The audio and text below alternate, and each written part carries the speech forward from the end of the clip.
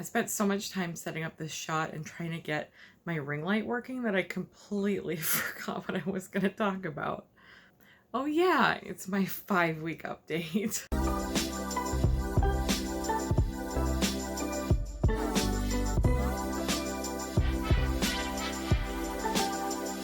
Welcome back to my channel, and this is week 5 post-op after my gastric bypass surgery. Let's go ahead and start with my stats first, and I'll throw them up right here. My highest recorded weight was 383.3 pounds. On the day of surgery, I was 344 pounds. Last week I weighed in at 325 pounds even, and this week I weighed in at 322 pounds even. So that's a 3-pound loss even for the week, and that puts me at 22 pounds lost since surgery, which was on December 1st. This is the second week in a row that I've had a 3-pound loss. Not only that, but I keep getting these exact numbers, which is really strange. The fact that I was exactly 344 at surgery, the fact that I weighed in exactly at 322 this week, it's weird. Is it a conspiracy? I think it's weird. I just want you to know that I'm not rounding. I'm for some reason just weighing in at exact pounds. It's very weird.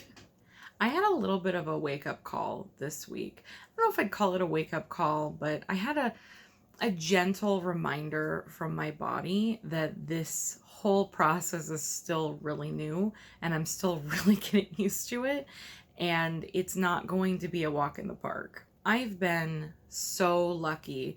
I will say time and time again, I think that I am very fortunate and very lucky that I have had no major issues after surgery. I've read a lot of instances where people can't keep food down or have trouble drinking water or staying hydrated, and ultimately I've had none of those problems. I haven't thrown up once since surgery. I've had a really, really easy time, and I'm very grateful for that. But this week was definitely a reminder that it's not going to be completely easy all of the time. My theory and opinion is really that solid foods, phase 4 of this whole thing, is probably the hardest stage. That might be different if you're somebody who is struggling to transition from stage to stage and maybe things aren't sitting well with you. For me, I've had no problems introducing food back into my system through the different stages. And so what I'm noticing now is that as I add new solid foods back into my life, certain things just do not sit well. Again, I don't have any problems with keeping food down or things like violently disagreeing with me. And I've had very little dumping, or at least what I imagine to be dumping when all is said and done. And I sit there and I think, I bet you that was dumping. Yeah, I bet that's what that was.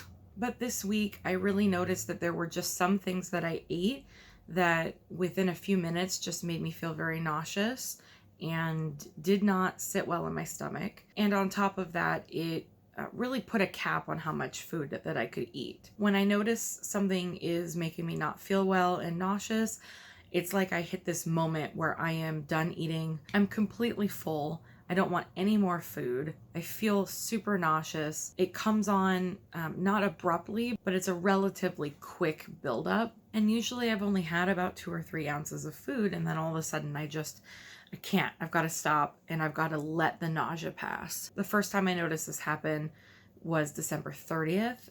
So 30 days after my surgery is when I really started to realize that not all foods are going to be an easy peasy experience, and I'm not going to be able to just eat anything I want in small quantities. It's absolutely not a bad thing, but it's a reminder that I have to take it really slow and introduce things back into my system slowly, and there might be some things that just don't sit well with me and might not ever. On this day, I decided I was going to order food for lunch because I was rushed, I wasn't prepared, and I also kind of wanted to see, can I handle some of those healthier options that I chose before surgery, and how much of it can I even eat anyway? I got one of my favorite Vietnamese dishes, I recreated a version that didn't have rice noodles for pre-op, but basically it's fried tofu, rice noodles, lettuce, bean sprouts, basil, carrots, cucumbers, and then it has kind of a sweet and tangy fish sauce that goes over it. This is one of my favorite foods on the whole planet. And today I'm testing whether or not I can eat this. I haven't had this in months. Post-op, I know that I need to be careful about eating raw vegetables and lettuce. So I don't know how well this is going to go down. And this is so much food. I mean, this is way more than, than I'm going to be able to eat. But today's the moment of truth. How do vegetables go down? Can I have the rice noodles?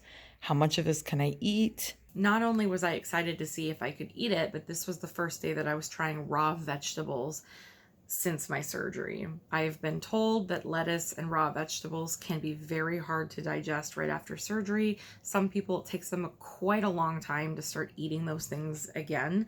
So I wasn't sure what to expect. I took it really slow. I took small bites.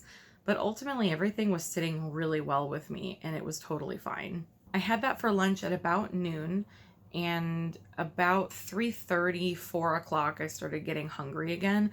I have noticed that I do tend to get hungry every few hours now. And I think I've mentioned before that my hunger comes on really fast. So all of a sudden, I'm just like, oh, I am quite hungry. So I decided to eat a little bit more of my leftovers as a snack before I left work. So of course that kind of pushed everything that I normally would do time frame wise out a little ways. And so since I had a snack right before I left work, I ended up not really being hungry for several more hours later. So it was kind of a late dinner. Again, I wasn't really prepared. I didn't really know what I wanted to do.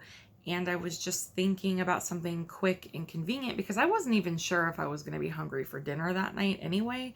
So obviously I didn't prepare or make anything. So we have some frozen pot stickers in the freezer, and I thought, why not try those? I could probably only have a few of them, but I'll have a few just to kind of tide me over and go through the rest of the evening and then go to bed. Those sat really well. I did feel pretty full after the last one that I ate, but nothing super nauseous, nothing that was like not sitting well with me. So overall, all of the food I ate was sitting really well, and I was really, really happy about that. But the problem came the next morning. I woke up and I immediately felt awful. I didn't even have any time. It was basically from the moment that I opened my eyes, I felt really, really sick. So today is the first day that I just feel generally really awful. I felt really nauseous and like I had some weird abdominal like cramping and pain this morning. So I focused on drinking some water and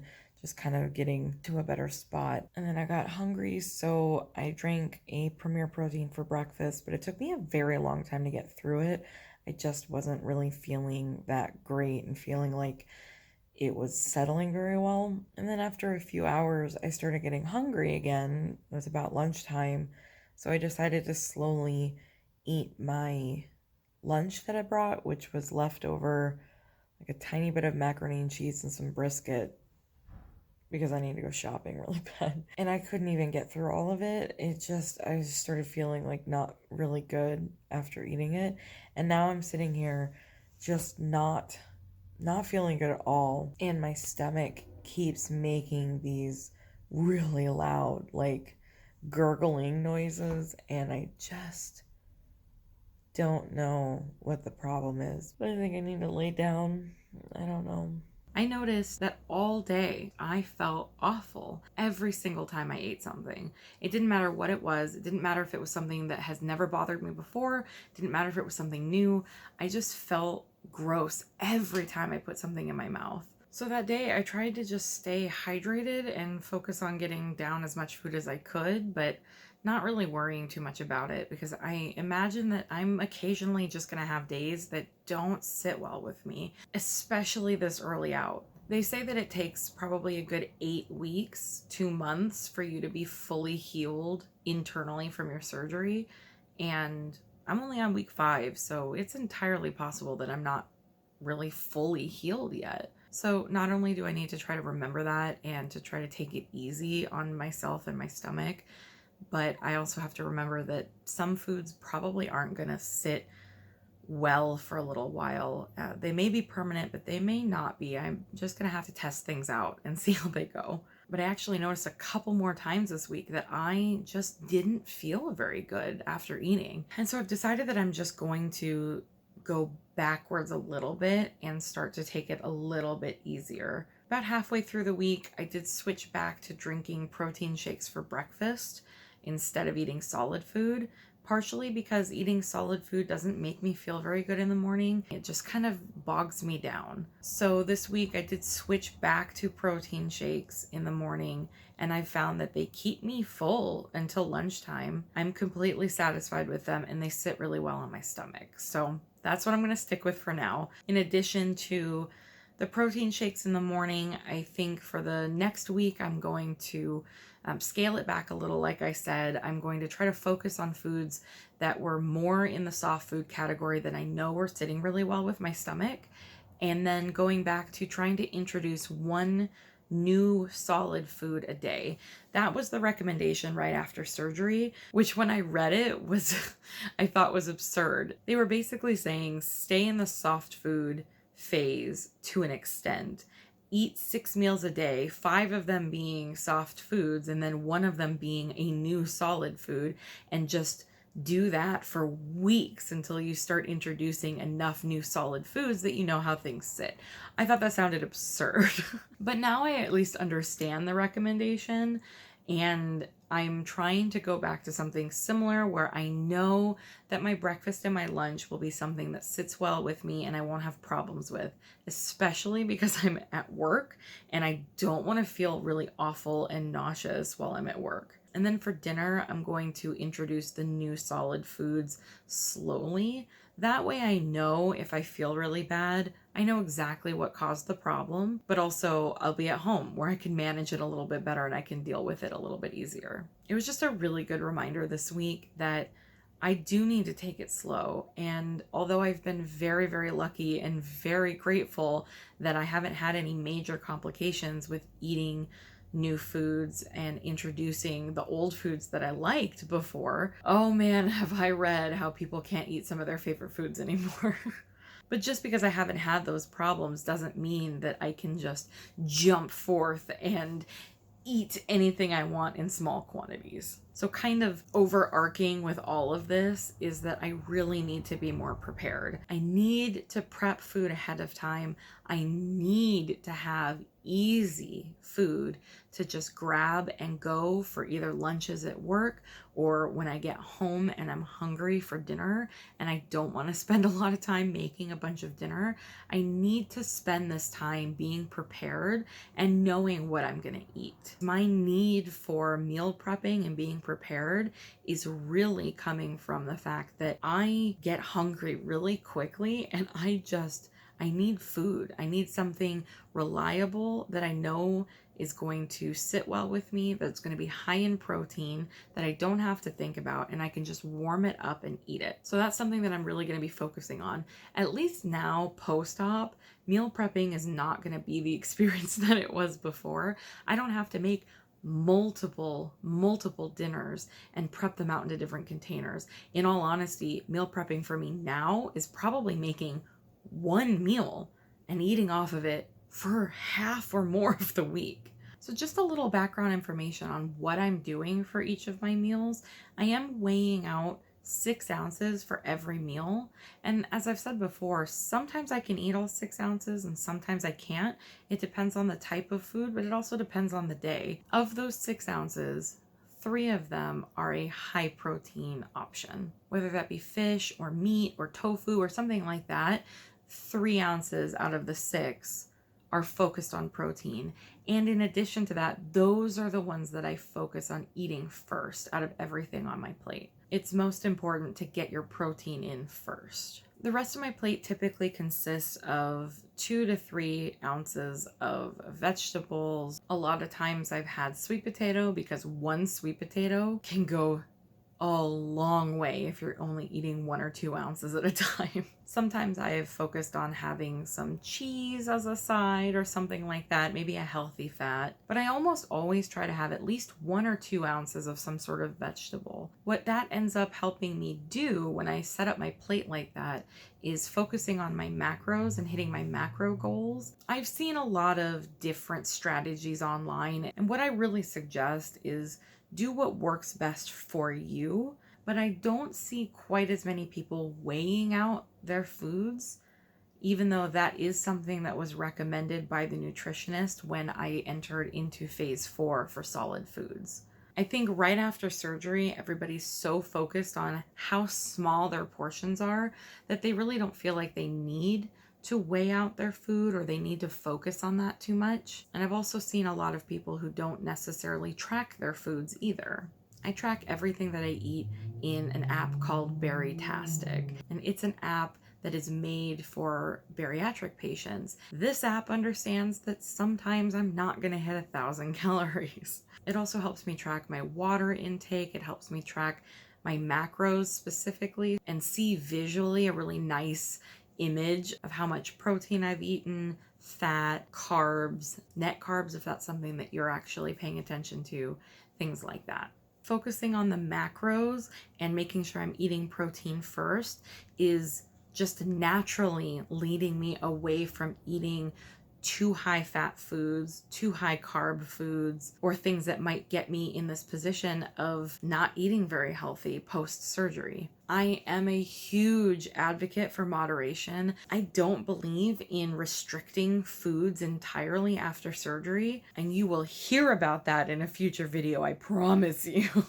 I think it's really important that I mend my relationship with food. I need to have a healthy relationship with food, and focusing on these macros has helped me with that. I am naturally wanting to lean towards just a protein and vegetable source on my plate, and I've been cutting out things like starchy vegetables, breads and pastas, things that don't give me any real nutritional value. I just don't have a lot of room for them on my plate. And that's helping me realize what things make me feel good, what things don't make me feel good, what fuels me and keeps me going, and what's ultimately a healthy choice for me, rather than worrying about whether or not I'm supposed to be eating something in particular. That being said, it's still not quite perfect. It's an imperfect system, and also I'm pretty early post-op still, and so I do run into problems sometimes. So that's all I have for week 5. I am overall still doing really, really well. I'm finding that I'm having more and more energy and just feeling really good overall. It's just very complicated and is a time-consuming process to learn how to re-eat. But it's going to take trial and error trying to figure out what those things are as I reintroduce normal foods back into my diet and try to find that healthy balance between the healthy foods that I liked before and the foods that sit well with me, because sometimes they aren't the same. So thank you so much for watching. I'll have another video out in just a few days for my 6-week update. And upcoming, I do actually have a video on vitamins coming out. It seems to be a topic that everyone's really interested about in terms of what vitamins do I take, how many do I take, when should I start them, and all of those things. And so I just want to get out a video about what my vitamin regimen is and some of the research that I've done about vitamins just overall when it comes to being post-op from weight loss surgery. So if any of those things sound interesting to you, make sure you subscribe so that you don't miss it. Also ring the little bell. I think that helps you not miss it. And also throw a like in here just for good measure. I'm hoping to be able to reach more people who are thinking about or just starting their weight loss surgery journey. I really feel like the more information people can absorb before their surgery, the better off they're going to be post-op. There's so much information out there, but I'm super scared that everybody's getting their information off of Facebook, and that's just not okay for so many reasons.